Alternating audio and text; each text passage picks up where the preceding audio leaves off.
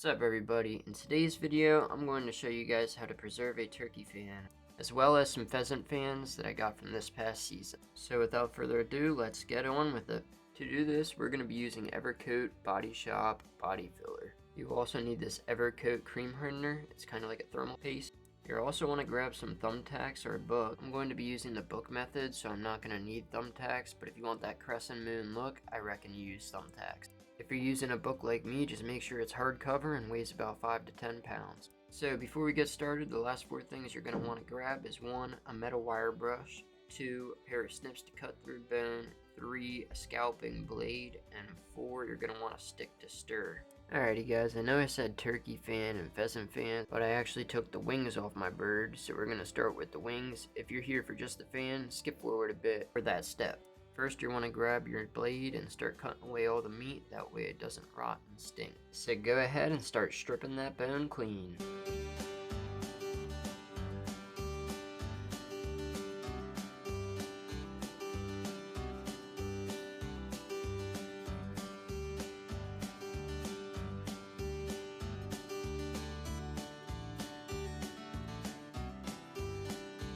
Now that we actually started getting some of this meat off this wing, you can see this yellow buildup. It's like a greasy, I don't even know. It's gross though, it smells. So you're gonna wanna try and scrape that off with your scalping tool as well. If you're doing your bird the same day you shot it, the grease buildup shouldn't be terrible though. Mine's got a good bit of the grease because we hunted in Kansas, then Tennessee, then back to PA. So he's been on and off ice for about a week and a half. Once you get that outer meat off, you're going to be able to cut the wing bone right where it meets the base of the wing. Before I cut mine, I'm going to get it a little cleaner. We did get that bone a little cleaner off cam, but I'm just going to take a little time to show off my bird one more time. It's a beautiful bird. We only got one wing out of him. The other wing got some blood and his feathers are kind of beat, so I'm just going to pick those feathers, pluck them, and probably put them in like a vase or something. But yeah, this bird's beautiful, man. First turkey, Rhea. Should have been an Eastern. Missed in Tennessee last year, and I believe I missed an Eastern literally right before I killed that Rhea. So I was just overstimulated. I have about 30-40 turkeys out in front of me at the decoy, just gobbling, strutting, everything. So I jerked my trigger, missed the tom. Pretty sure it was an Eastern. Then watched this Rio for about 40 minutes on top of the decoy, just messing with it. The guy's like, "Want to shoot him?" I didn't say anything. 10 minutes go by, I'm like, you know what, I'll shoot him. Took my Rio, got my Rio, first turkey down. Here's the wing that kind of got beat. Just gonna cut the feathers, pluck them, and yeah, put them in a vase. Once you get that bone cut, your next step is basically just to keep removing meat from the bone, just as much as you can.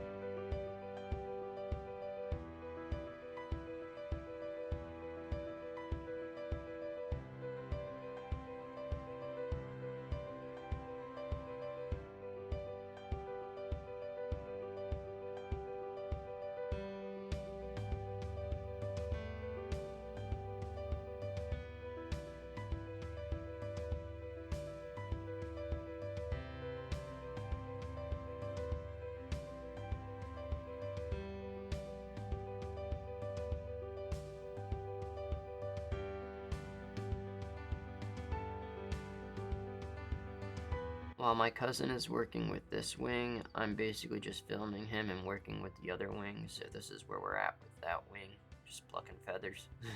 But I mean, you guys can definitely tell how beat these feathers are. That's why the wing was just not worth it to save. Now that we got as much of the meat as we could away, our next step is going to be using these thumbtacks to pin the wing to a flat piece of cardboard to let it dry and preserve it properly. So we're not actually going to pin it because it's almost midnight, but wherever I point, that's where you pin it. Basically just go around the world with it and then let it sit and dry in the garage or something. First step with the fan, you're going to want to grab your blade and start moving all the fuzzy feathers from the back of the quills. You don't got to go crazy, just get some of that junk out of there.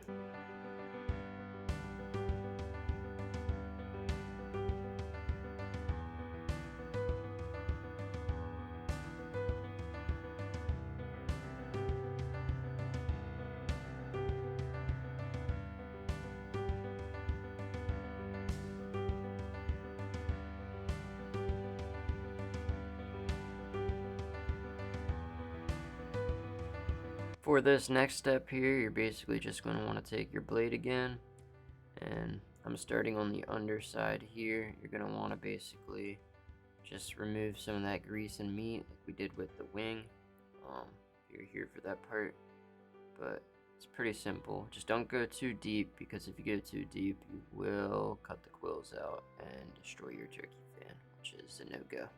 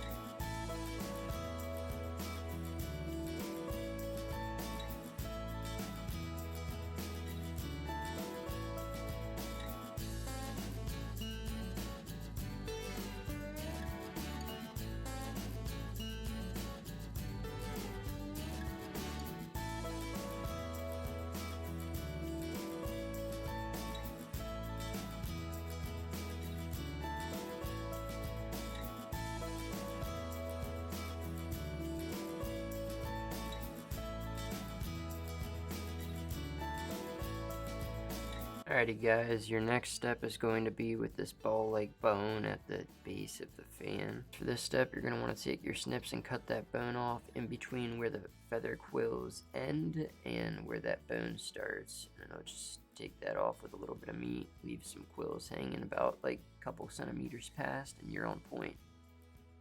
After you cut that bone and lift up your fan, it's going to feel very, very loose. That means you've done it correctly. You want it to feel loose.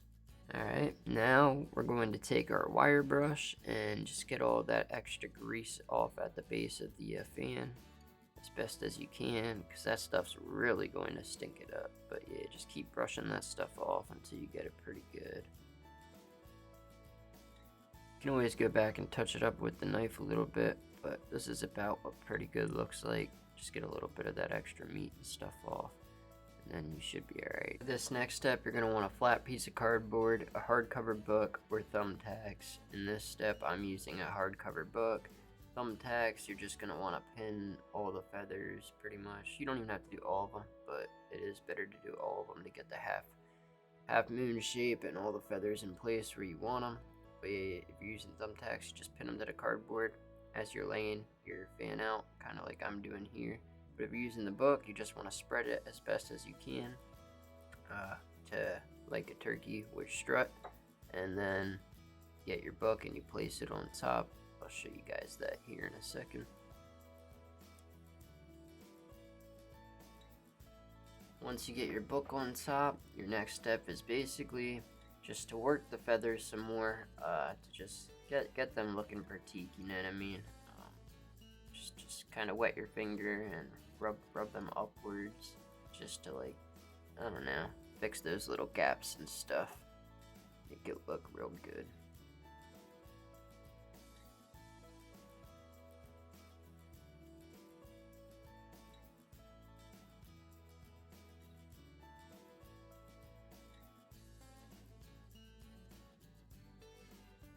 Don't worry if your feathers aren't looking perfect yet, because you can always go back and touch them up after you get the Bondo on and dried. Which in all honesty, I find it a little easier to go back and do it after it's dried. For this step, you're going to want to grab your Evercoat Auto Body Filler and a spoon, as well as your Evercoat Cream Hardener and a stick to stir. So what you're going to want to do is get a spoonful or two of your Auto Body Filler and put it on a piece of cardboard. Now you're going to want to have your Evercoat Cream Hardener right nearby, because that's going to go in it. Shake it up real good, move it around with the cap on, just get it moved around. And then you're going to want to put a couple drops on the side, or even in the Auto Body Filler. Now your goal is to get that gloop of blue into the gloop of green and mix.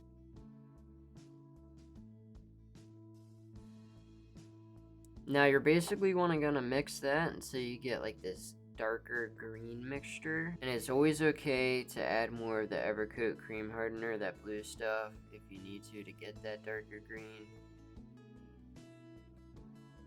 Now this next step you're going to want to be quick with, getting that paste to basically the base of your fan right here, and spread it around, because this stuff takes like 10 minutes to dry or so.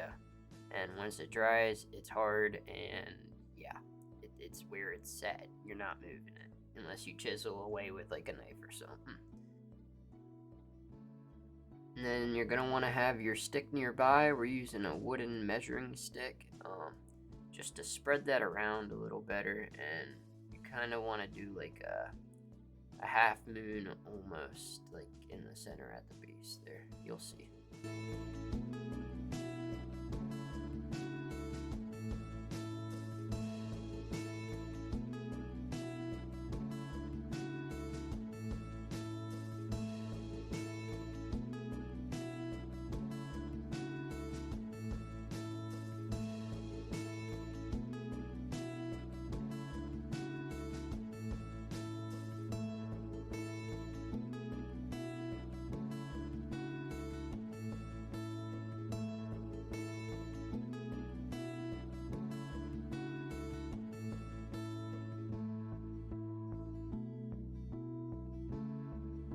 After you get that all spread around, it should look something like this. The next step is to let it dry 10 to 15 minutes. Set a timer, go grab a drink, go chill out, go do something.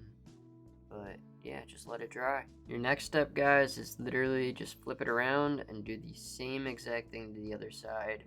I mean, you don't necessarily have to, but it does protect it extra from falling apart, because like, dude, mine after I did the first side, it was extra flimsy. I was like, yeah, I definitely want to do the second side, because once that meat rots and falls off, you got nothing holding them quills together. But this just helps keep it extra firm. There you have it, guys. There's how you preserve a turkey fan. It's looking good. You might be wondering about those little spots. They're gonna get covered right up by the wall plaque, so you don't even gotta worry about them. Anyways, guys, if you learned something new today, why not drop a like down below, maybe hit the sub button if you're new, or even let us know in the comments down below on how we did. With that being said, pheasant fans are just as easy, and even a little easier. For pheasant fans, you do the same exact thing as a turkey fan, but you only want to do one side, and typically that side's going to be the back, just because you're not looking at the back. So we already did that, now we're letting them dry. That's going to do it for this video, guys. I hope this helped you out a little bit.